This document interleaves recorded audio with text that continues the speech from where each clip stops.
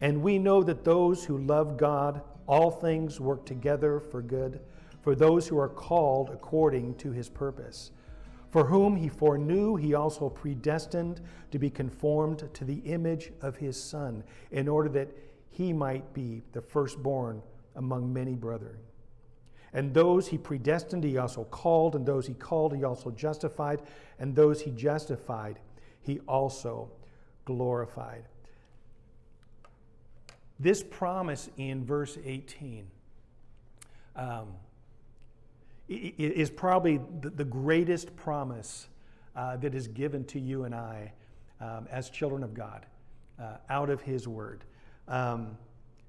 It's an amazing promise, but maybe even more amazing is verses 29 to 30, because verse 29 and 30 actually explain the promise of verse 28. Verse 28 is so beloved. It is so quoted. It is so common that most of us probably have that verse memorized or have had it memorized. But very few of us, I would say, have memorized the words of verse 29 and 30.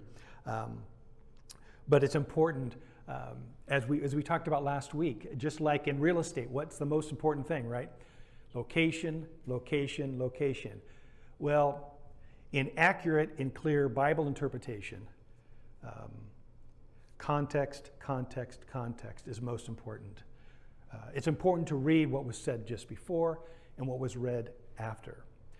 It's been said that a text out of context becomes a pretext, and then you can make it say whatever you want.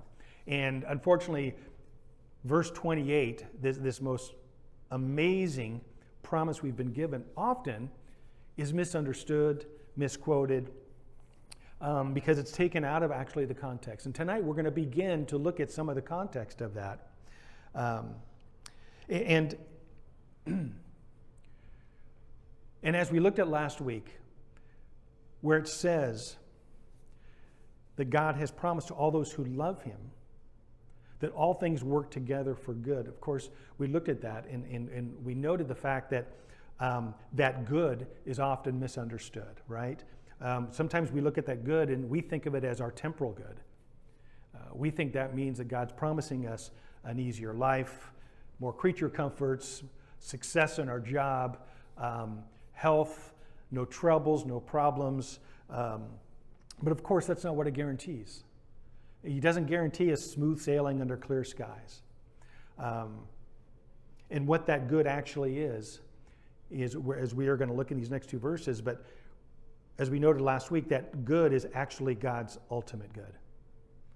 God's eternal good, not our temporal good, not our situational good. But the promise is this, that no matter what we go through, God uses everything that touches your life, everything that would come into the circumstances of your life, good or bad, evil or holy. He uses everything, doesn't waste anything to bring about ultimately his glorious good in our lives. And that's really the perspective of that promise. And so as we step in now to verse 29, he says, "For those whom he foreknew, he also predestined to be conformed into the image of his Son, in order that we might be the firstborn among many brethren." So as we step in these next two verses, what he's giving us, really Paul is giving us a summation of God's redemptive plan from God's perspective. He's giving us this overview of what our salvation means, what God is doing in our salvation, not from our standpoint, but from his divine standpoint. Imagine walking into an old cathedral, one of those old churches with the beautiful stained glass windows with all the multicolors. And you can really look at that stained glass window two different ways.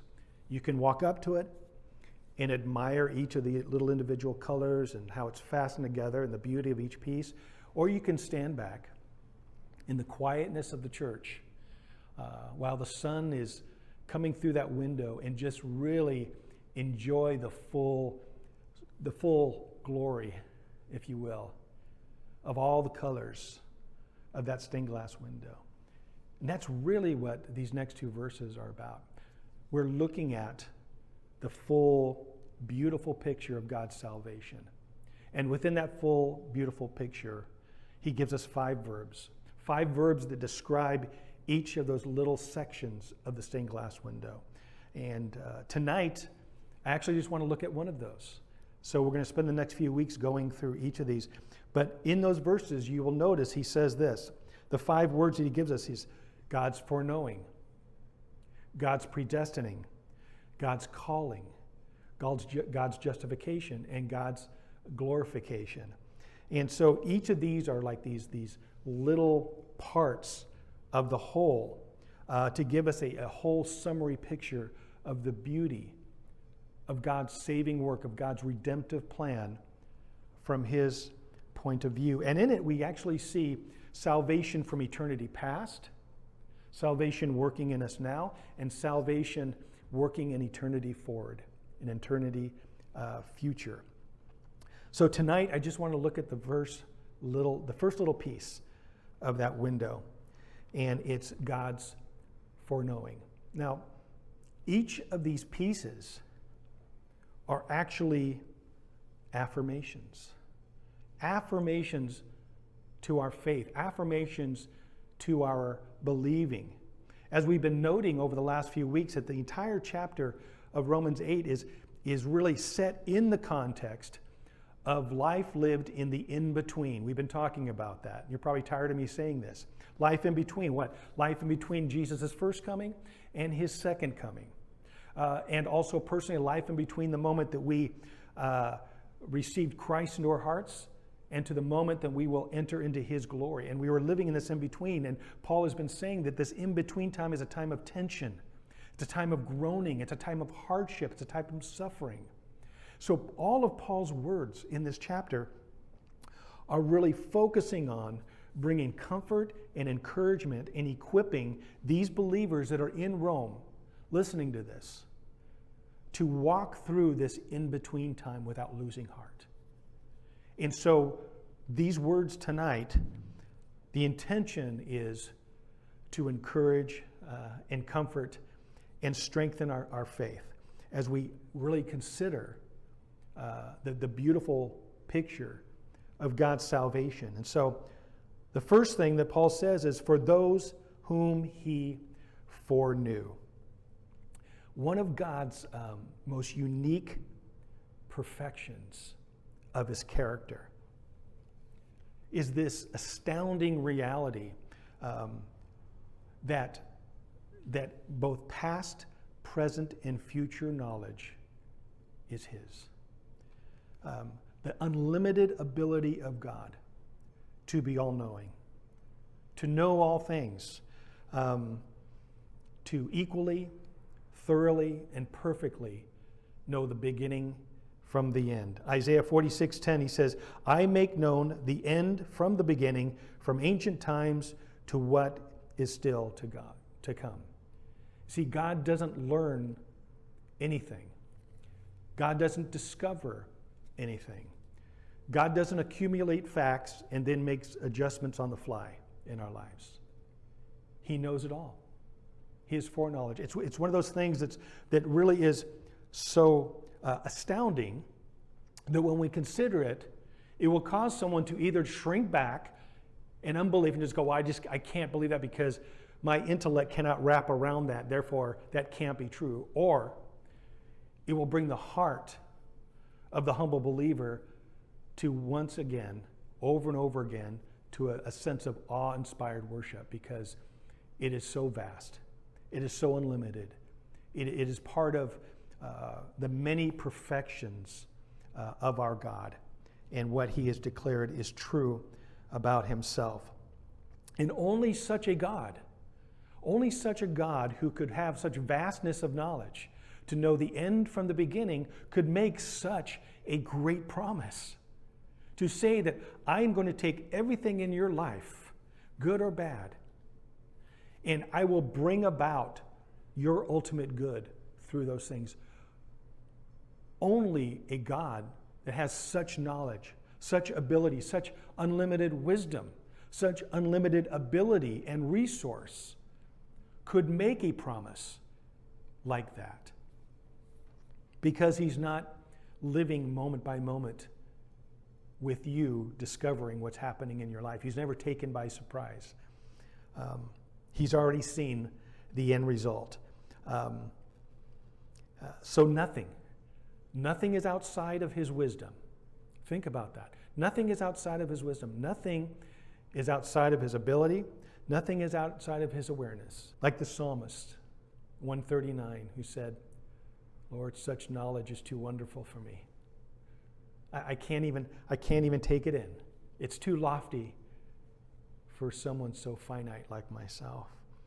But once again, as we consider the realities of the God that we put our faith in, these individual realities of who he is, just brings us to worship and to humble ourselves before this great God. And it's also meant to stir our faith. Listen, anytime you're learning something of Scripture, learning something of God, going to a Bible study, if the end result of what you're learning is not encouraging your faith, bringing you to heart of humble worship, and increasing your depth of confidence and trust in God, then there's something deficient in your knowledge of God. Because all of Scripture is meant to produce that in the heart of the believer. So now, though, let's consider the second thing, because he says, for those whom he foreknew. So the focus of this first sentence is not what he foreknew. Okay, God knows everything, right? God can look down the portals of time and see what's happening 200 years from now. But that's not what this verse is about. He's not talking about what he knew. He's talking about whom he knew. Not what he foresaw, but whom he foresaw.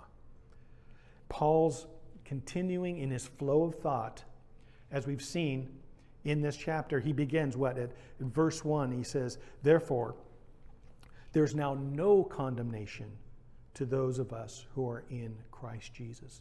So Paul's establishing who he's talking about. In verse 11, he says, the Spirit of him who raised Jesus from the dead is now living in you. In verse 12, he calls us brothers and sisters. Verse 16, he says, the Spirit testifies that we are God's children. And in that last verse 28, he said, those who love God and called according to the purpose. So it's very clear, Paul's audience. Paul is talking about the children of God. Paul is talking about all those who've come to Christ by faith and repentance and have been now joined to Christ in salvation. So when he says, those whom he foreknew, it's about who he foreknew. He foreknew you. He foreknew you as a Christian. And that's the context of this. The first part of that stained glass window that we're going to be looking through is that God foreknew you. And it's not just about facts. This word foreknew is not just about God's collected data about your future. It's not just about him knowing future events, future circumstances, future decisions. There's more to this word in God's mind about him foreknowing us that's way more about relationship than it is about the specifics and the facts. Though we've already established the fact that God knows all the facts.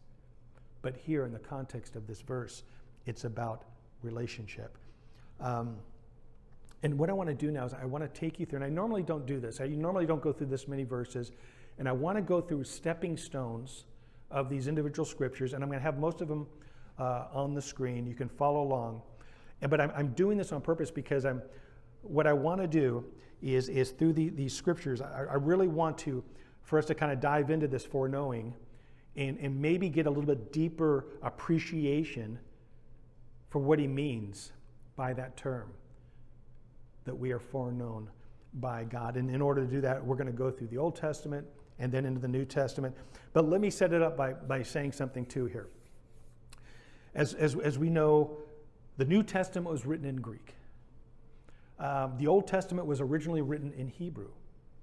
But around 300, about 3rd century before Christ, they translated the Old Testament, the Hebrew New Testament, into Greek language. And that's actually the version that Paul used during the 1st century when he was preaching and going around, that he was using what is called the Septuagint. That's the Greek version of the Old Testament. And if you get into the story of the Septuagint and how it was translated, it's really an amazing story of how they took 72 Jewish scholars and they separated them for 70 days. And they transcribed and translated into Greek, and they brought them together in the perfection of what they experienced. It's a whole story that we don't have time for tonight. But the reason why I bring that up is this word foreknow.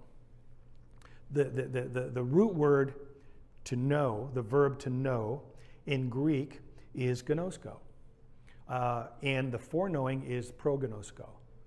The word in Hebrew for to know is yada. When they translated the Hebrew into Greek, the yada became gnosko.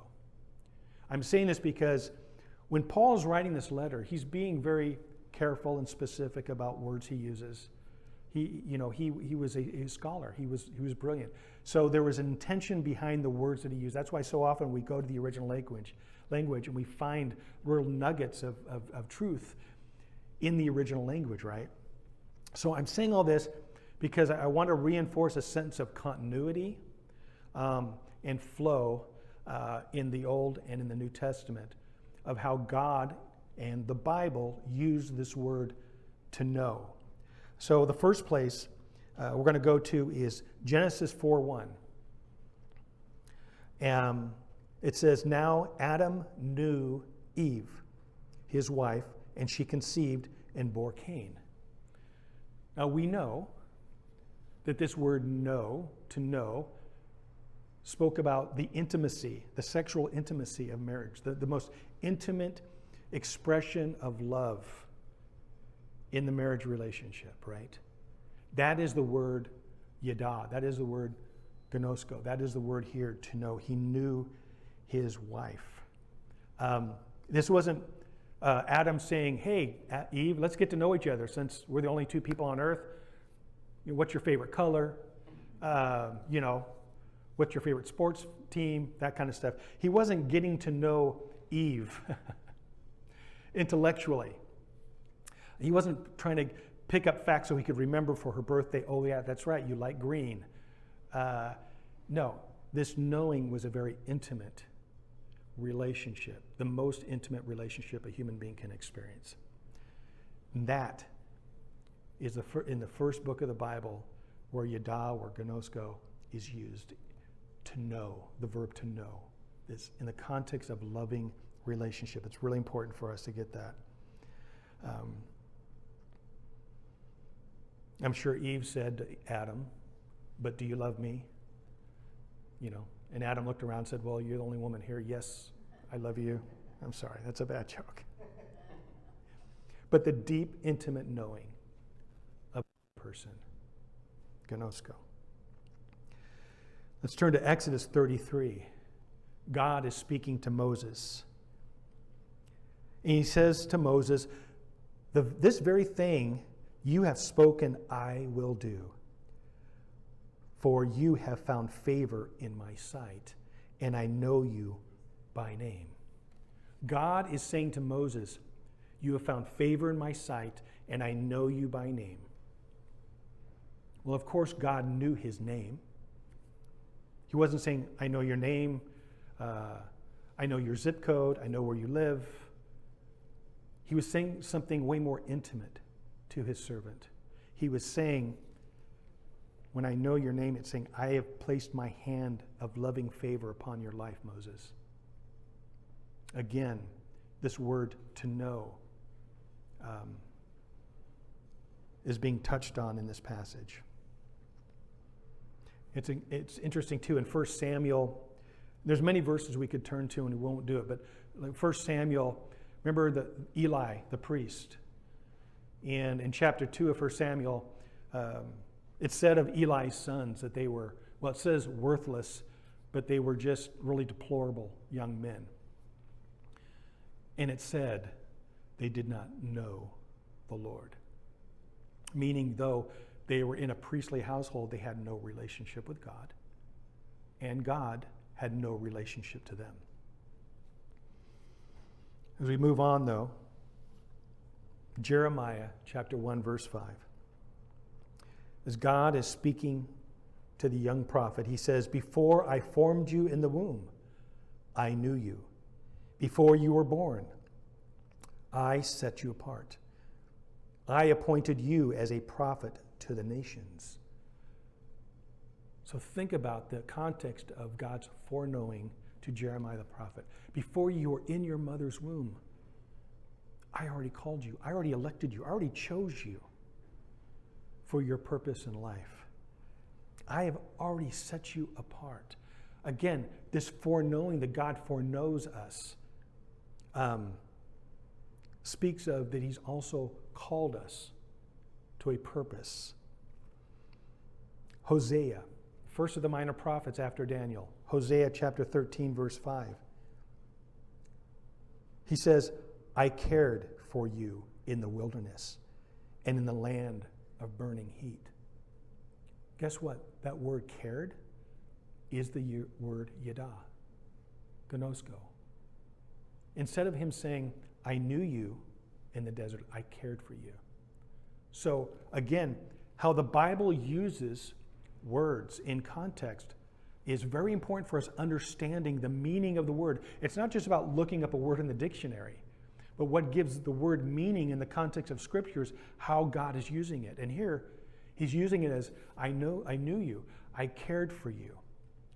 So it makes it synonymous. God knowing you means he cared for you, means he's called you, means he loves you, means he's brought you into relationship with himself.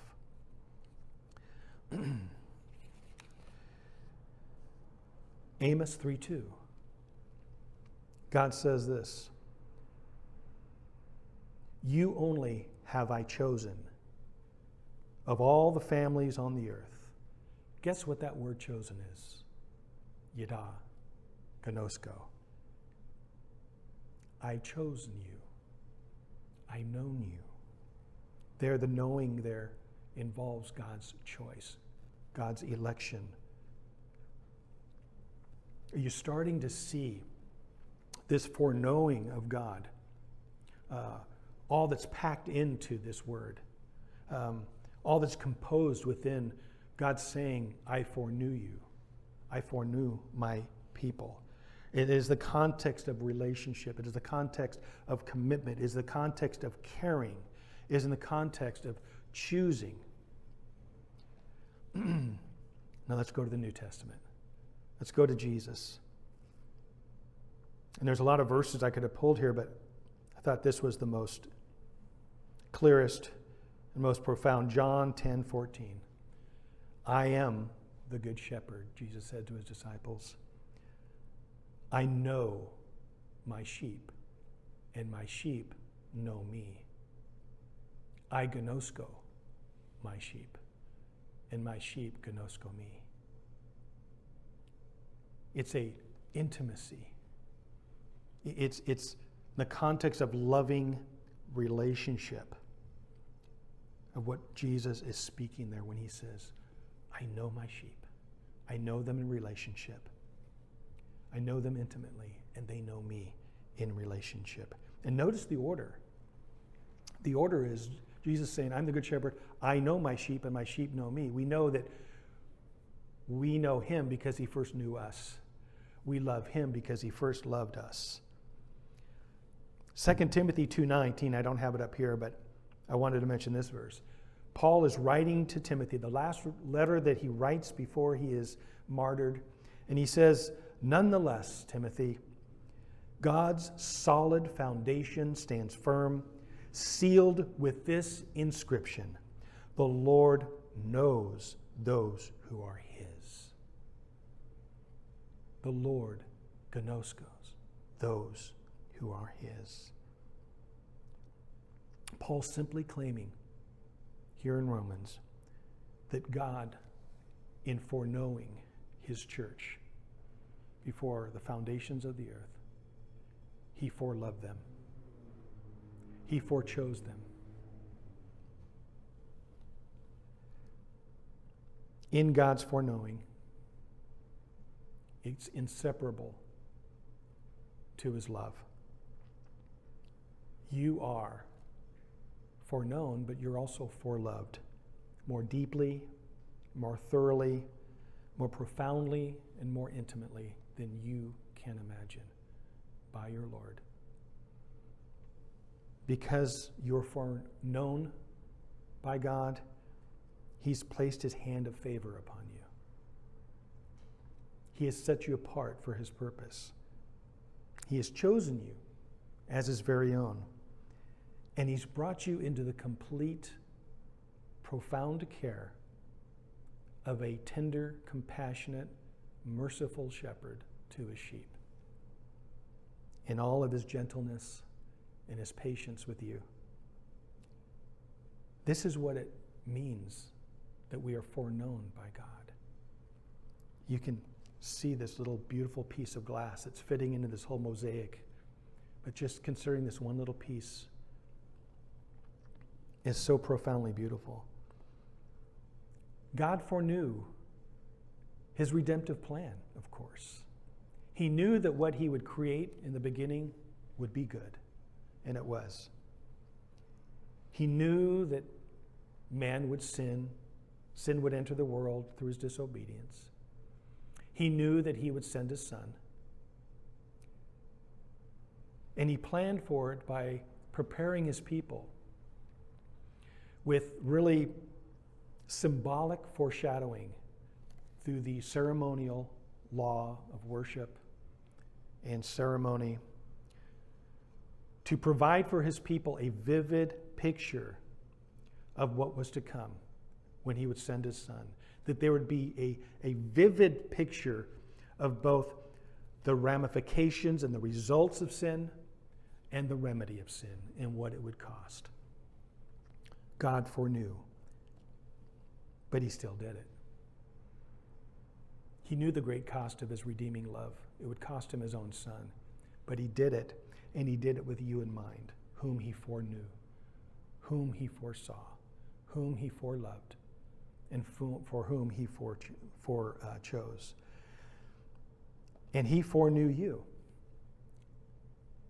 He knew that you would come to him damaged, needing much healing, needing much discipline. He knew by the time that you arrived into his arms by faith that you would be pretty wounded, infected, devastated, misshaped, affected by all the influences within your own heart and the brutal, sinful world around you. And that he planned that his salvation would involve much redeeming. That's the process that we are in now. Our sanctification is the process of his redeeming. Jesus came not to just save us from our sin, but to save us from our sinfulness. And Jesus came to save us from ourselves and make us more like himself. And so next week, the next colored piece of glass that we're going to pick up and look at is that very thing where he says, for those whom he foreknew, he also predestined to be conformed to the image of his Son.